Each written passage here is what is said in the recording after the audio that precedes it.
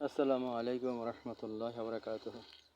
সম্মানিত মুসল্লিয়ানে কেরাম, আমার মা খাদিজা আমার সন্তান, মেরা বাচ্চা, মেরা বেটা, আমার মা খাদিজার এই কবর। আমার মা আমাকে ছেড়ে এখানে ঘুমিয়ে আছে।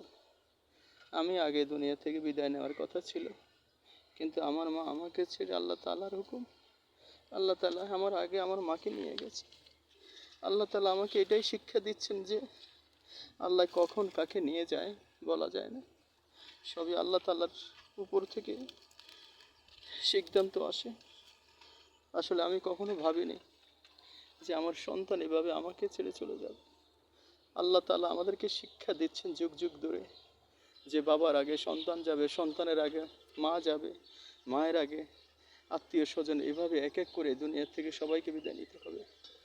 আমি সকলের কাছে আকুল আবেদন জানাচ্ছি, সবাই মন খুলে আমার এই সন্তানের জন্য, আমার এই মায়ের জন্য দোয়া করবেন। এই হলো মাথার সাইড, এইটা হলো মাথার সাইড, আর ওই পাশটা হলো আপনার পায়ের সাইড। সবাই অন্তত মন থেকে, অন্তর থেকে দোয়া করবেন আমার মা যেন সকল বিশ্বের সমস্ত কবরবাসীকে আল্লাহ তাআলা যেন জান্নাতুল ফেরদৌস দান করেন। এই হলো সুপারি গাছ থেকে এই কলা গাছ পর্যন্ত আমার মায়ের কবর। আমি এখানে কলা গাছে রোপণ করেছি, সুপারি গাছ, আম গাছ, লিচু গাছ, ফুলের চারা রেখেছি, এবং এই যে আমার মা যেন ফুলের বাগানের মধ্যে থাকতে পারে।